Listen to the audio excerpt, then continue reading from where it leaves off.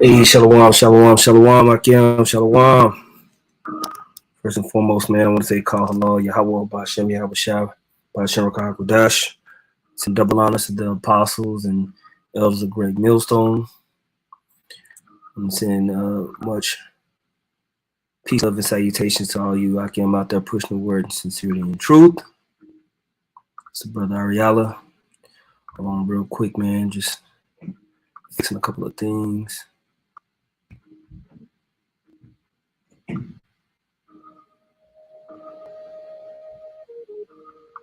Come on.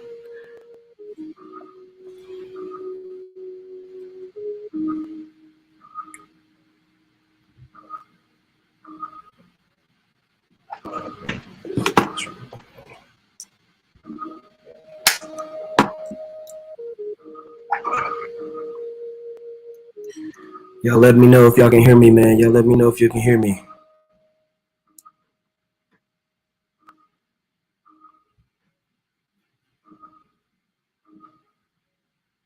Real quick. Make sure the sound is good.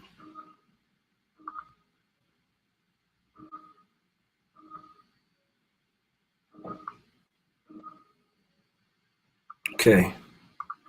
And as you can see in the title, this one is called World War III Algo, Rulership and Resources. World War III Algo, Rulership and Resources.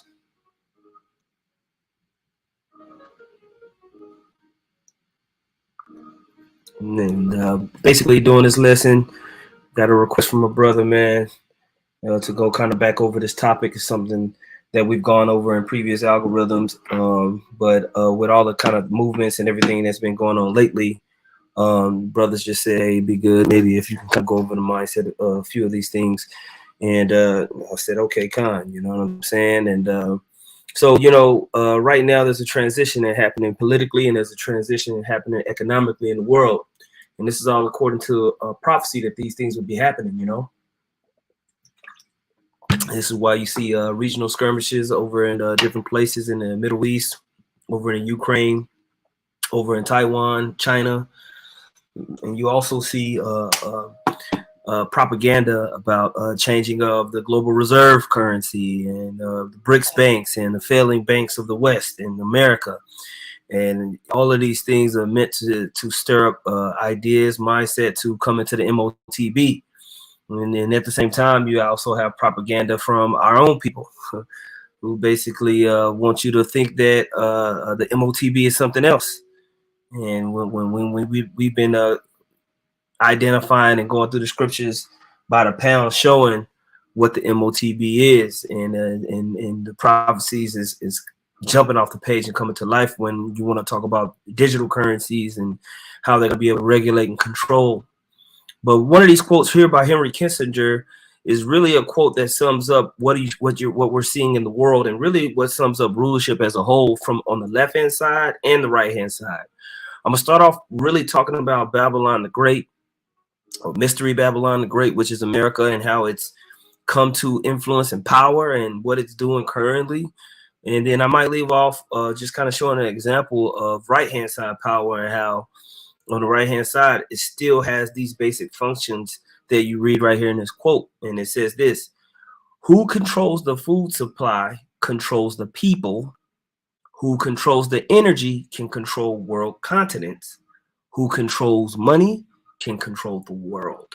And this is what you see as a battle that's happening all across the world right now. Even here in the West, you see the food supply being controlled. You're seeing it being constrained because people need basic sustenance to be able to just live and exist. And you see the energy supply has been dominated by the dollar and trade, and energy being mainly petrol. You know, that's the main thing that the world uses to transport goods and services all around the world. All right, you have alternative energy forms, but the petrol is by far king. And that's how you can control continents, because that's where basically these continents will have to go to get their money supply. And so when they combine the money supply with the energy supply, they've been able to encapsulate the whole world and dominate the whole world, they being the elite, the Edomites. And this is all according to prophecy, okay? When you go into the book of Sirach, 39th chapter, and you kind of read on down. Yeah, let's see. Let's start here at what's a good place to start?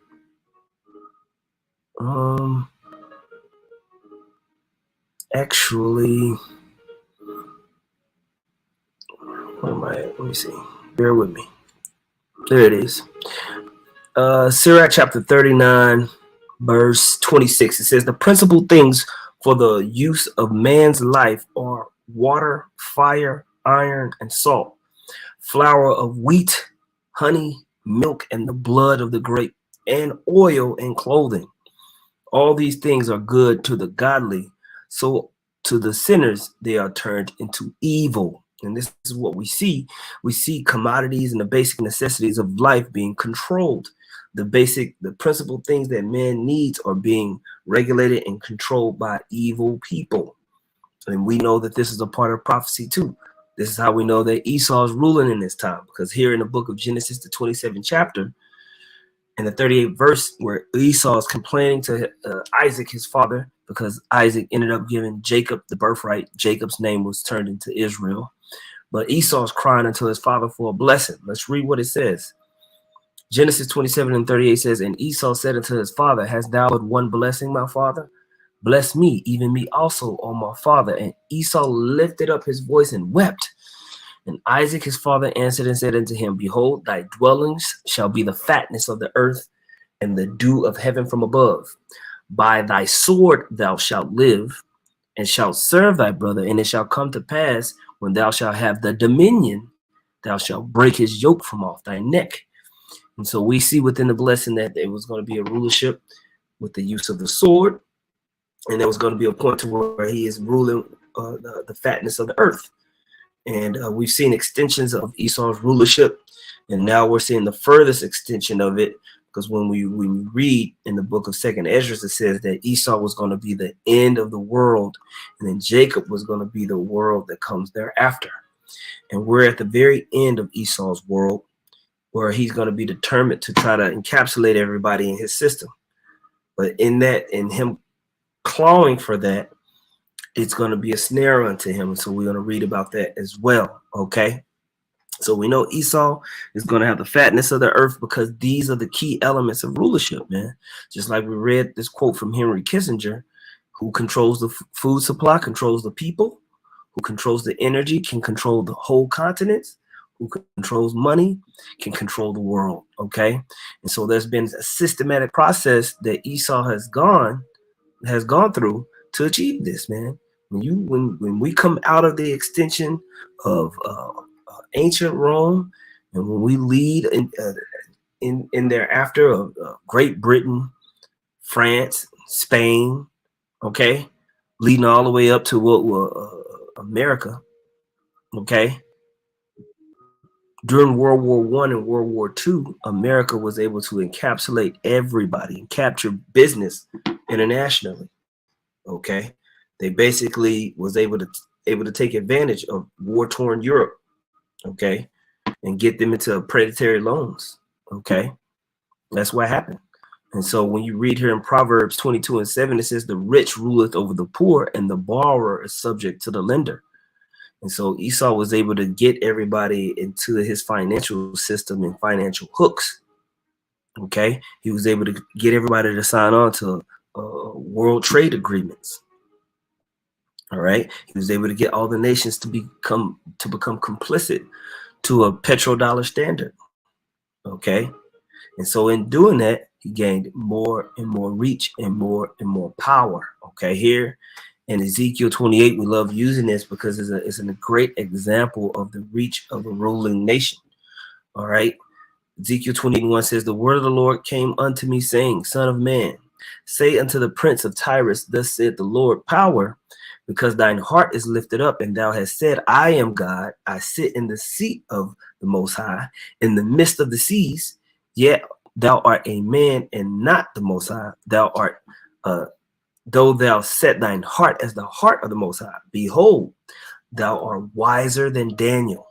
There's no secret that is hid from thee. With thy wisdom and with thine understanding, thou hast gotten thee riches, and hast gotten gold and silver unto thy treasures. By thy great wisdom and by thy traffic," when you look up there, traffic, it means merchandise, "hast thou increased thy riches, and thine heart is lifted up because of thy riches." So over a process of time, Esau has accumulated the fatness of the earth. He controls global markets. He controls resources.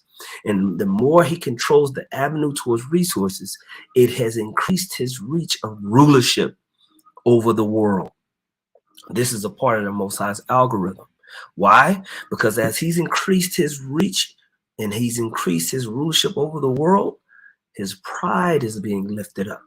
He's becoming more and more proud into thinking it's because of him that he's got all of this. It's because of his own might. It's because of his, when the Most High is basically setting him up. All right. That's why it says this in verse 6. "Therefore, thus said the Lord, Power, because thou hast set thine heart as the heart of the Most High." You got proud. "Behold, therefore I will bring strangers upon thee." Okay.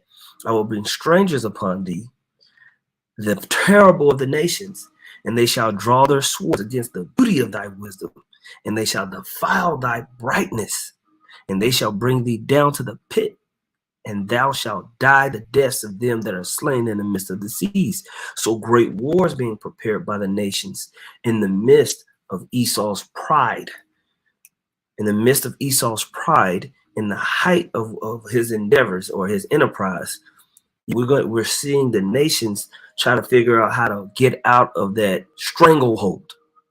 Okay, but this is all on the left-hand side. The components of rulership is controlling resources. And so when you look into the markets, when you see everything that's going on, it's all these different nations vying for their ability to control resources and expand what they feel like is their rulership. Okay, and what we're trying to do is get the main resource back, which is actually the people, unified together so that we can have power with Yahweh Shem Yahushua again, and then power over the world. Okay, but meanwhile, we're watching Esau think that he's actually accomplishing something. Just like we always read here in the book of Habakkuk. And this is where a lot of these, like IUIC, they go off with the understanding of the MOTB, all right, because they don't want to recognize that the mark of the beast, right, not the mark of the woman that rides upon the beast, the mark of the beast is when it talks about that buying and selling and controlling, it all goes into rulership and resources. It all goes into maintaining his idea of rulership over the traffic and everything that comes along with it. Okay. And controlling people is a part of controlling resources. Human resources is a part of resources. Don't forget this either. And that's even mentioned in the book of Revelation, the 18th chapter. The souls of men. Okay. And so he physically wants to be able to track and trace. All right. Those brothers that have studied uh, uh, basically how boats come in and out and ships come in and out, the ledger that's written on the boats was one of the biggest things, the most important things that you can have to track and trace when you want to talk about moving resources over by train, by plane, by boat. Having everything particularly documented, tracked, and traced is extremely important. All right. Esau wants to have a system to where not only is physical commodities that we read about in the book of Sirach, the 39th chapter, but you yourself are tracked and traced easily and digitally. Data will become the new oil. All right. And they're doing this. They want to put you and have you be able to be tracked and traced and everything else with it. From this bottle of water that I'm drinking from now to your dog, how much light sources that you use, okay? That mark of the beast is a system where Esau is going to want to fulfill his idea of becoming the Most High. It's not religious and political sin. That's not what that's talking about. All right? That's not what that's talking about. That's why when it talks about this rulership, it's always talking about money and everything like that. And that's why even IUIC, they always have to come back to that because that's the only thing that makes sense. Okay, let's go to Habakkuk 2, verse 5. It says, yea, also because he transgresseth by wine, he is a proud man. See that pride is always in there. That wine is being able to control. It is likened unto spirits. It's likened unto getting it to controlling people and having people sign on to what you want them to do. He transgresseth by wine. He is a proud man, neither keepeth at home, who enlargeth his desire as hell and is as death, and cannot be satisfied, but gathereth unto him all nations and heapeth unto him all people. All right. And how do you do that? You do that through all your international institutions, but you got to get everybody to sign on. Okay. Verse 6, shall not all these take up a parable against him and a taunting proverb against him and say, woe to him that increases that which is not his? How long? And to him that laden himself with thick clay. We always talk about that thick clay being debt and how they've used debt notes and got everybody into this international debt note system. All right. And they talk about, oh, America has such and such trillions of dollars of debt. Well, everybody's bought onto that debt. They're holding the United States debt. Okay. And now their own nation will fall if America falls because you've latched onto it. Right. Verse 7, shall they not rise up suddenly that shall bite thee, and a weight that shall vex thee, and thou shalt be booties unto them, because thou hast spoiled many nations. All right. I mean, and not spoiled like you took care of them. It's funny how that word flipped. Spoiled meaning you've taken from them, you spoiled, you've taken their goods. All the remnant of the people shall spoil thee because of men's blood and for the violence of the land, of the city, and of all that dwell therein. All right. So now, because of that pride that we read about in verse 5, you're going to become arrogant, prideful, and then become ignorant. When a proud person ignores certain signs, a proud person ignores danger. Danger, Will Robertson. You know, a proud person doesn't see the signs of their imminent death. They just move on and charge on ahead. They don't think about the consequences of their actions.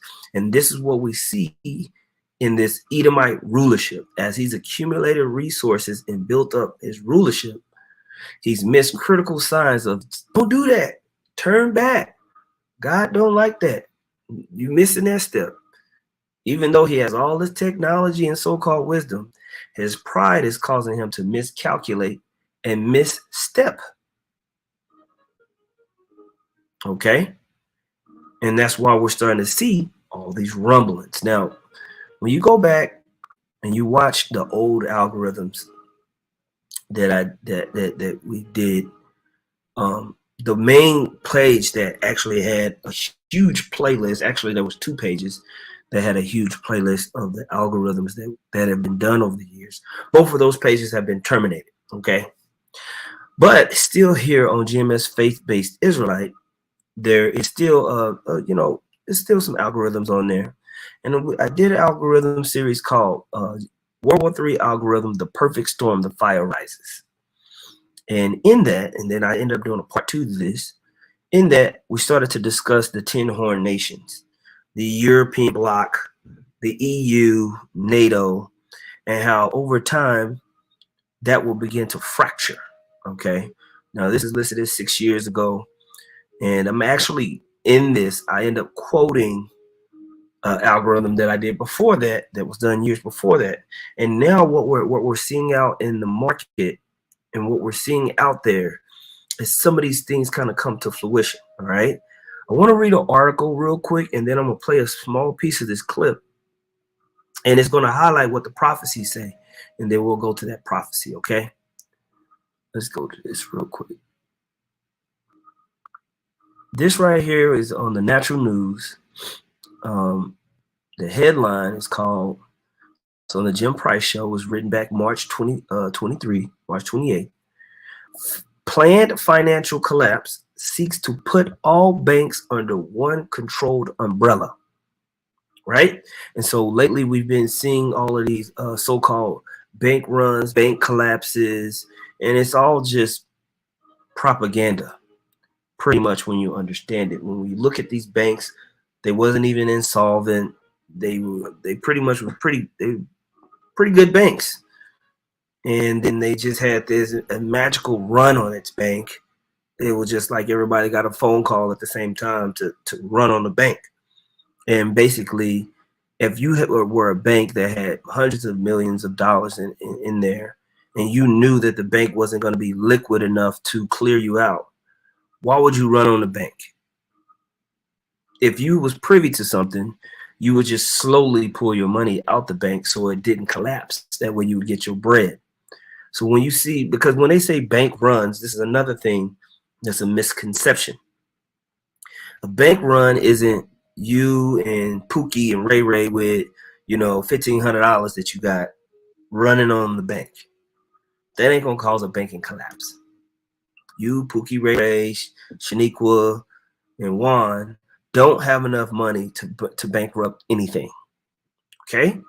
But venture capitalists and institutions like hedge funds, they can call and say, hey, I need to transfer out $150 million and I need it to close within the next 2 weeks.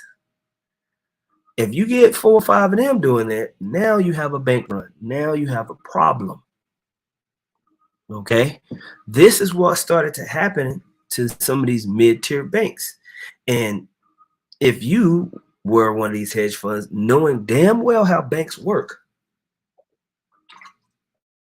knowing damn well that your money may not be insured, why would you make a run on a bank knowing you probably ain't gonna get your bread? Doesn't make sense. It lets you know that it was a coordinated thing, okay? It was a controlled collapse, a demolition. They're demolishing certain sectors of the economy to squeeze everybody into a certain place. It's a big play. All right. This is why the scripture says that he is wiser than Daniel. He tries to play prophet. He wants to be as he's with the most. He's prophet. He's telling you what's about to happen. He's got it like that. But that's pride.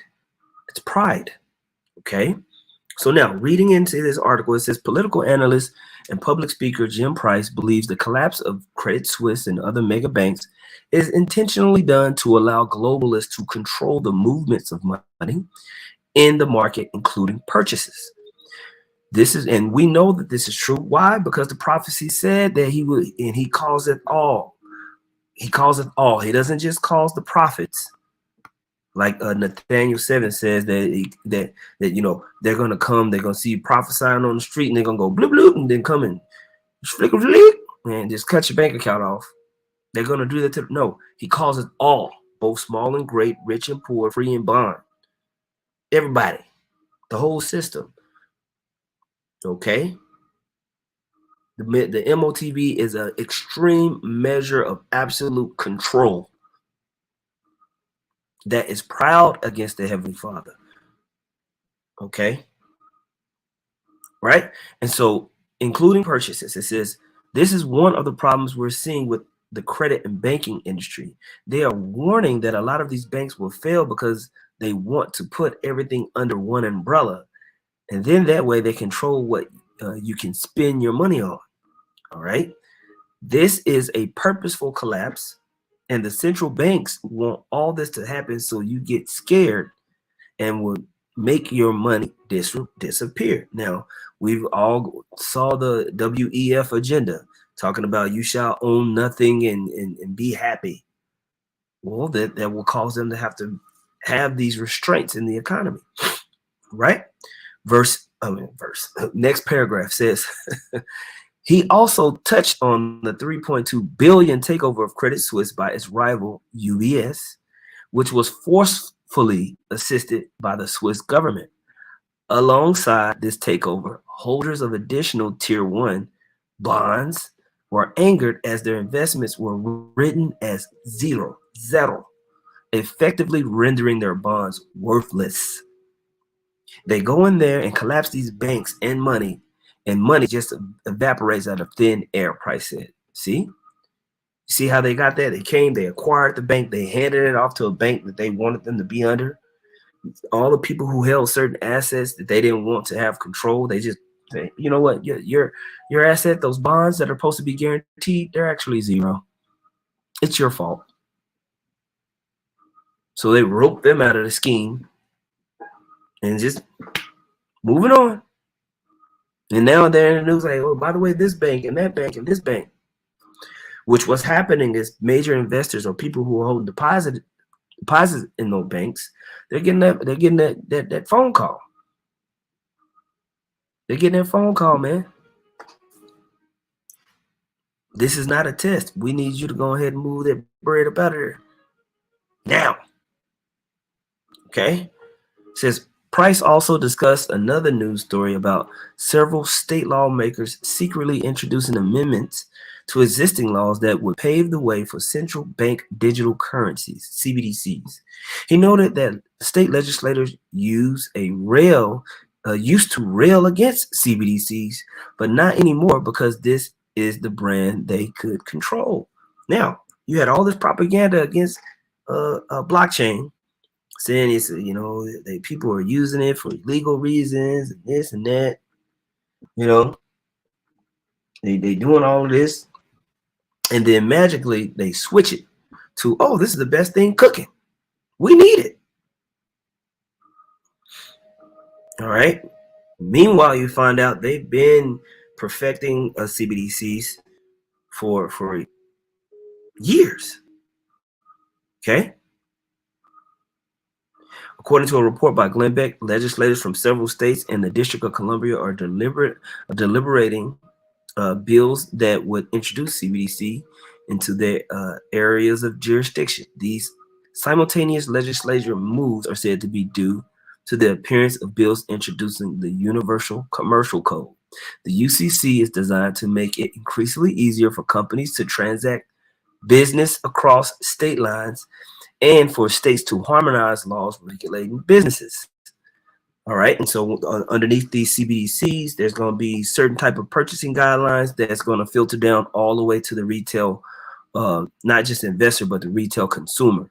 So you're going to have these big businesses. They're going to have these guidelines towards, you know, you can only sell this much meat to a person. You can only buy these stocks that are doing this type of what we call green energy. They're going to have all these codes towards emissions and grades. And in order, the only way you're going to be able to have this influx of capital is if you follow these rules. And CBDCs are going to basically digitally be able to police it, or you'll get your money turned off, and it'll automatically just do it if you violate. Okay, everything's going to be homogenized, be regulated together. Right? We're going to be the guys who make up laws. If passed by the states, it would homogenize regulations across state lines. This means they will have full power, and they're going to make up universal commercial codes, and everybody going to abide by it. Really, the reality is it's about ultimate control. 100%. It's about ultimate control. All right. And so as Esau thinks he's going to create the system of ultimate control, and is this particularly the MOTB? No, but it's a huge step towards it, a mega step. Okay, it's a mega step towards it. All right, and in this pride, what the scripture says is that basically in this pride, all hell is going to begin to break loose. The control of resources and the want for more rulership is going to lead this man into his ultimate downfall. All right. Proverbs chapter 26, verse 27 says, whoso diggeth a pit shall fall therein, and he that rolleth a stone, it will return upon him. So he's digging his pit for everybody to fall into, and he's gonna fall in that pit. All these nations that are supposed to be down ain't gonna be down no more. Okay, they're gonna be like, wait a minute, we want a piece of the pie too in this type of way. We want a piece of the pie too in that type of way. We don't want to be controlled by this. I don't want a transformer ruling over me. Okay. Obadiah 1:1, it says, the vision of Obadiah, thus said the Lord power concerning Edom.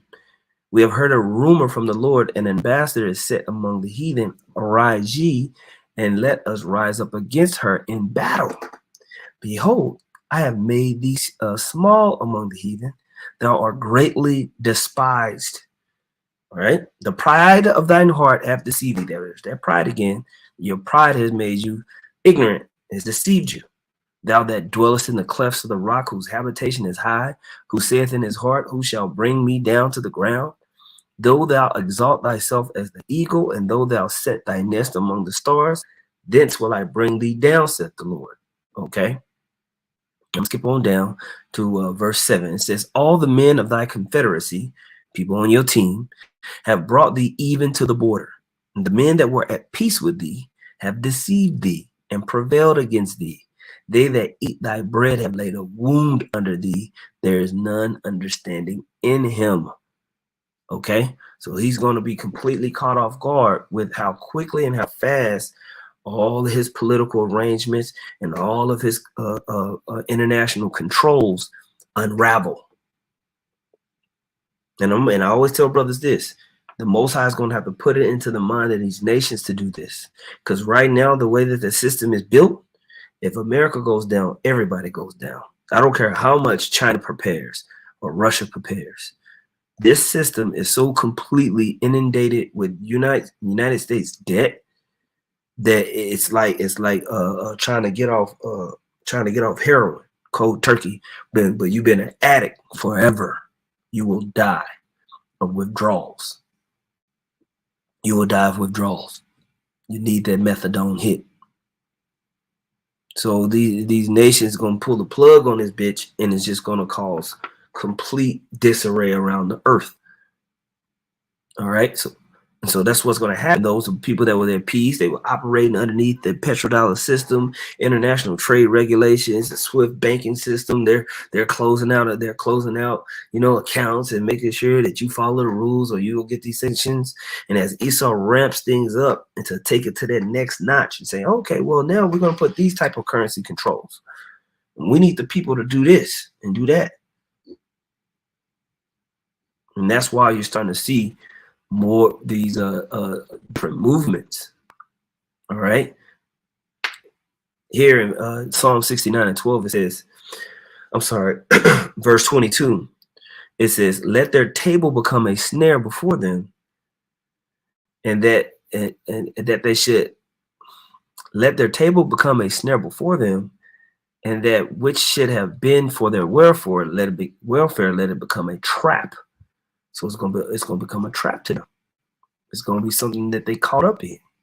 Okay, we're gonna see that happen more and more and more. Okay, more and more and more. We're gonna see these nations saying, mm, not feeling it, not feeling you. Okay, and that's why we're starting to see stuff like the news continuously to report about BRICS expansion. Okay, resistance to the dollar system. All right, all these little flutters. Okay. This was written May 5th, 2023. U.S. responds to massive BRICS expansion effort as nations push to launch global currency and ditch the dollar. Right? The U.S. State Department is responding to reports that the group of economically aligned nations known as BRICS is preparing for a major expansion. The group, which plans to launch global currency to compete with the U.S. dollar, has drawn interest from more than a dozen countries that want to join in. The list of potential newcomers includes several nations across Africa. The State Department officials tell Fox News that the current U.S. policy will not interfere with African or other nations looking to join in. Okay, it's that pride, right? We lead with an affirmative agenda for Africa, demonstrating the benefits of our governance and economic models. U.S. policy does not ask our partners to choose between the United States and the other countries. Push. The State Department officials say that the agency's intent with international partners is focused on boosting democratic governance, human rights, and economic opportunity.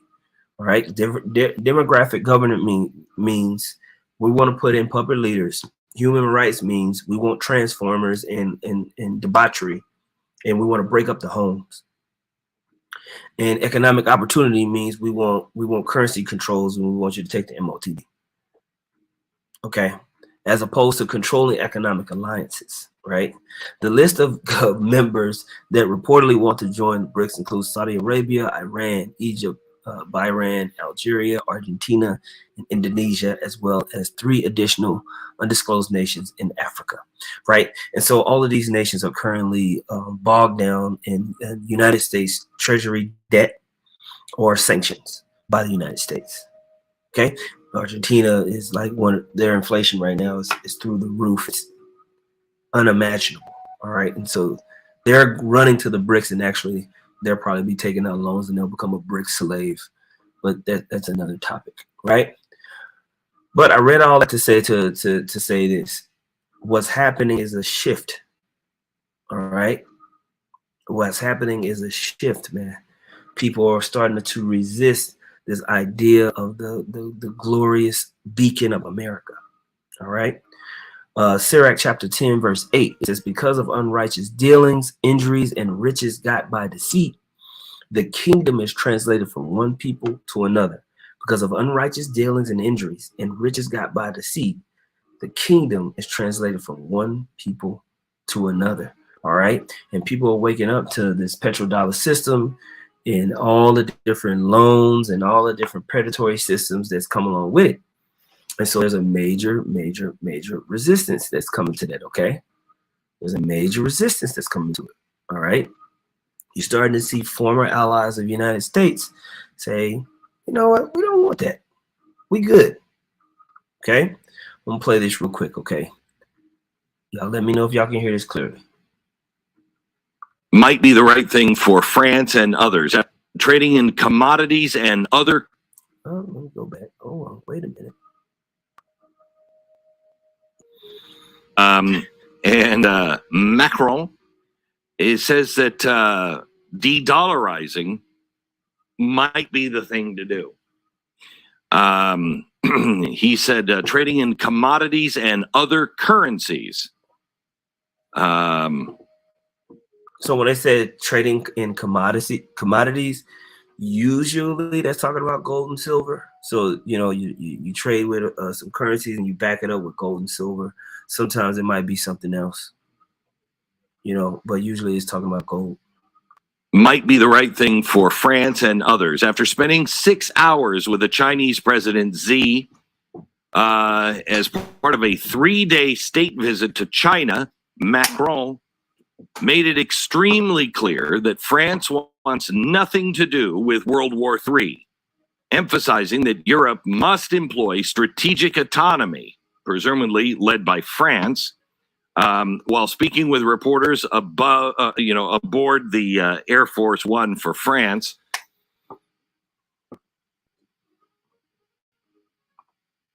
the French president said that the great risk facing Europe right now is that it gets caught up in a crisis that is not ours, which prevents it from being its strategic autonomy. He is calling for a single global world order. He said, we're living in a jungle right now, and we have two big elephants trying to become more and more nervous. I don't even understand that. That must be a bad translation. Why two elephants that are trying to be more nervous? What are you talking about? Someone just threw it into Google Translate. Didn't even try to make it bother to make it make it's sense. The president of France. They don't ever make sense. If they become very nervous and start a war, it will be a big problem for the rest of the jungle. You need the cooperation of a lot of other animals, tigers, monkeys, and so on. What is he talking to Kamala Harris? It's like, and boys and girls, we need tigers and monkeys and maybe even a chicken or two. His concept of strategic autonomy was enthusiastically endorsed by President Xi and the CCP. They are trying to weaken the transatlantic relationship to accelerate this trend. What's going to do that is cutting us off at the knees with the dollar. We are now down in dollar usage for international trade. We are down now 7%. That is significant. Significant. When you talk about trillions of dollars that are circulating, that is huge. It's massive. Okay? Massive. All right. And so basically, these nations are they want to be able to move how they want to move without having the constraint of needing dollars. Okay. Even so-called allies, Tin Horn allies like France and Germany. And this is something that we talked about. Like I said, I wanted to pull this up. In the previous algorithms, we would see these Tin Horn nations, particularly, you can read right there is Germany and France. We'll be doing this. We talk about Germany and France in the previous algorithm video. Come on, internet. Come on. You can do it. Chugging along. Choo, choo. Salakia, man. This. Geopolitical alliances and how Germany and France are teeter-tottering from trading out of the EU and trading out of NATO, all right? Because they have trade deals with Russia and Iran, and they benefit from both sides currently, man. But they speak, in favor of the West because it's good for them, all right? See that? And so we've been talking about that for over 10 years because the scripture says that the 10 horns shall hate the whore. The prophecy is leading the actions of these nations, man. The prophecies is already ahead of this, man. So this is something that our apostles and the elders have been teaching us, and we go back to and now we're starting to see it come up here in 2023. Okay, so here in Revelation chapter 17, right, verse 15, it says, and he said unto me, the waters which thou sawest where the whore sitteth are peoples and multitudes and nations and tongues, and the 10 horns which thou sawest upon the beast, these shall hate the whore, and shall make her desolate and naked, and shall eat her flesh and burn her with fire. For the Most High have put in their hearts to fulfill his will, and to agree and give their kingdom unto the beast until the words of the Most High shall be fulfilled. You see what I'm saying? And so the Most High is moving on the minds of the kings of the earth to come. They make all these agreements. They create this massive worldwide, this global economy where they control the resources of all the people. They control the media. They control what you hear. They control your entertainment. They control your food, your water. They control the quality of your air and your land. They control your access to get in and out of different lands and borders. They control your access of how much money you can hold and you can transact, you can send. Now they want to control who you can talk to and what you can say to them, right?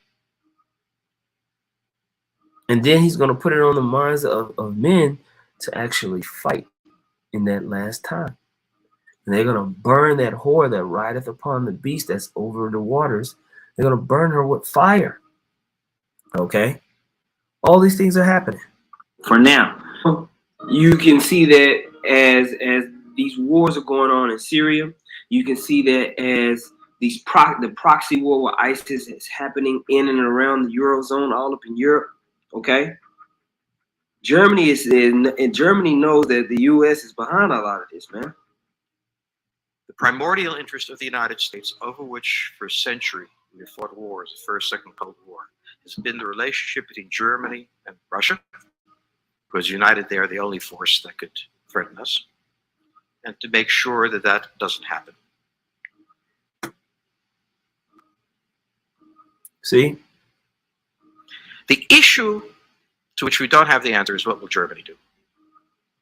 So the real wild card in Europe is that as the United States builds this cordon sanitaire, not in Ukraine, but to the west, and the Russians try. And mind you, this is a clip from that was done from the first time they started to have the crisis in the Ukraine back in like 2014. I want to say 2014, maybe before that.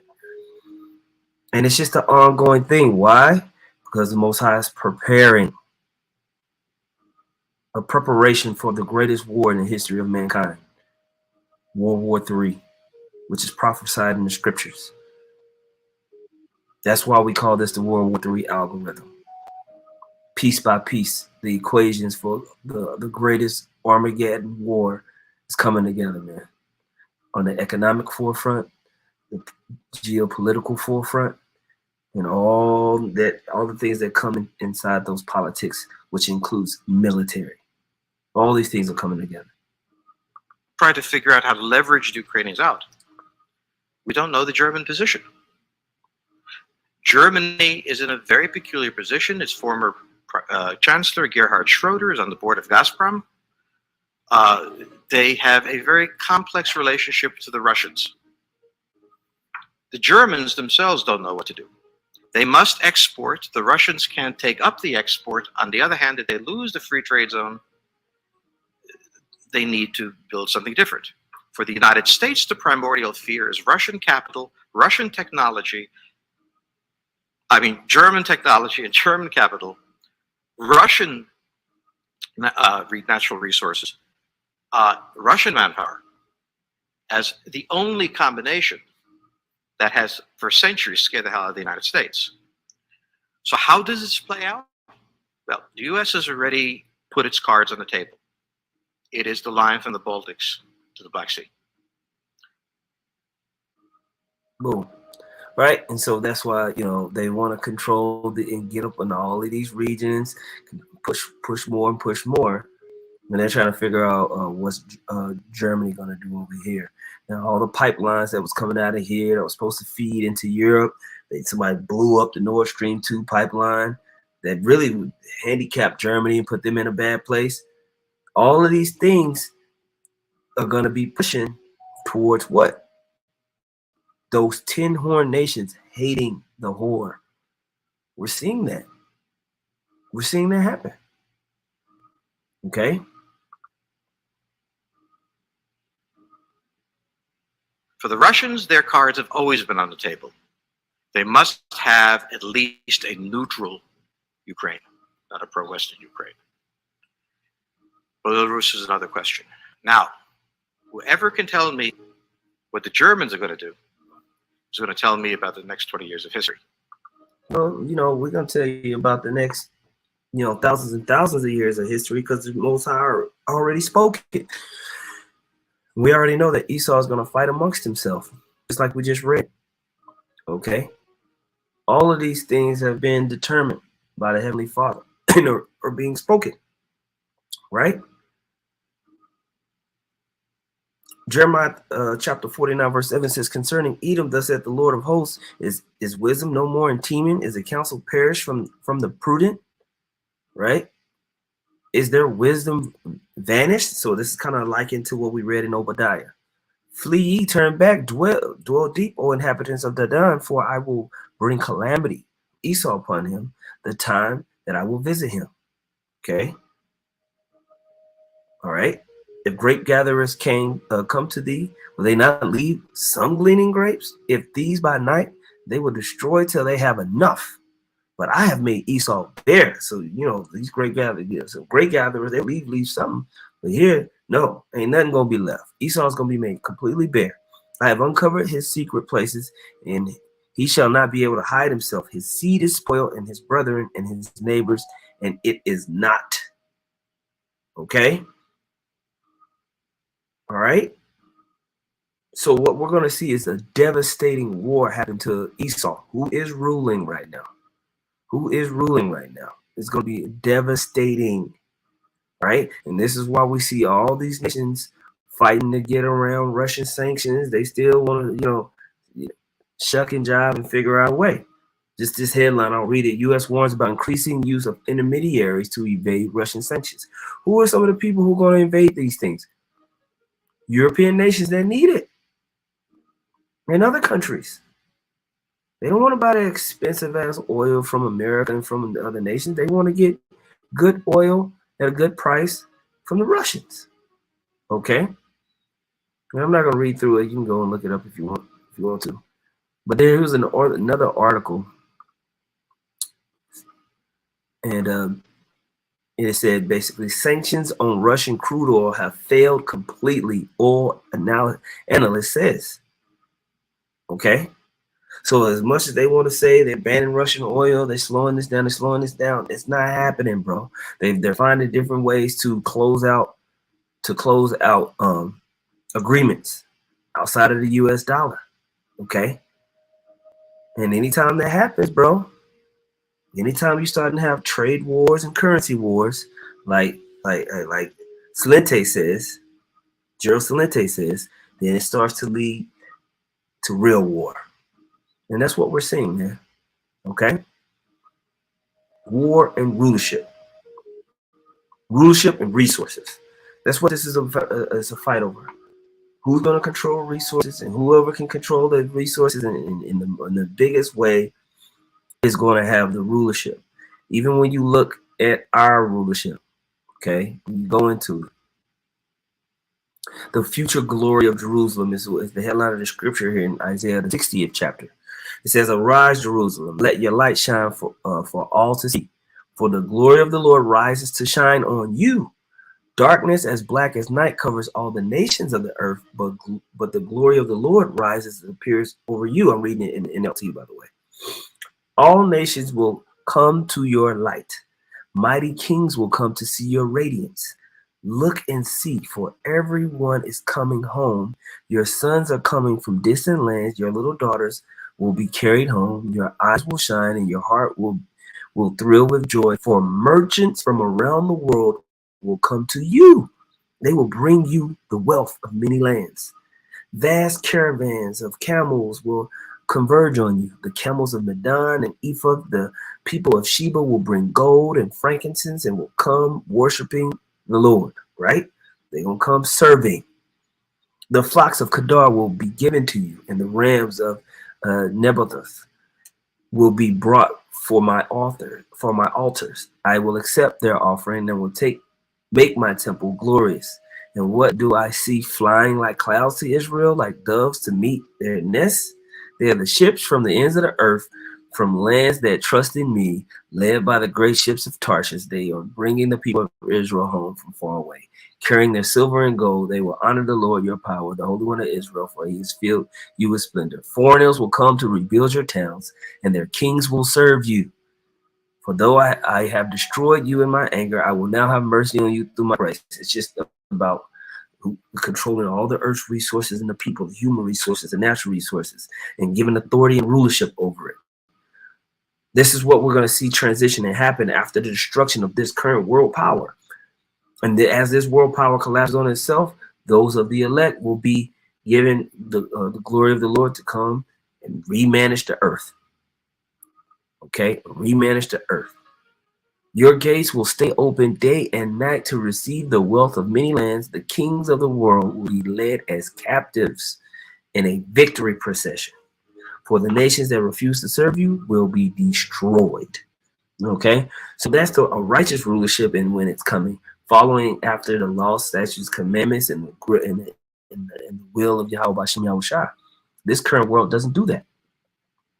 But rulership and resources will always be the biggest mechanism of how the earth operates. It can be done in death, which is this current state of the earth, or it can be done in life everlasting, which is the kingdom of heaven on earth. And we're going to see this transition from a state of death and the evil man ruling the earth to a state of life and the men of the Lord ruling on earth underneath Yahushua. Okay. So I just wanted to touch on that, you know, and kind of reiterate some of the stuff that we always talk about. And there's so many different examples of that when you read about King Solomon. You even go into the book of the Kings and everything like that. But it's always this tug of war from left-hand power ruling and what the Most High wants on the right-hand side, righteousness, man. And so we're at the end of an age of wickedness. Okay. So, you know, Lord willing, that was edifying, man. I just wanted to kind of touch in on that. The water to everybody that tuned in. We'll say call halal Yahweh Ba'Hashem Yahushua Ba'Hashem Rakah Kodash. Double honors to the apostles and the elders of Great Millstone. Much peace, love, and salutations to you brothers and sisters out there pushing the glory of Yahweh Ba'Hashem Yahushua in sincerity and truth, man. Shalom.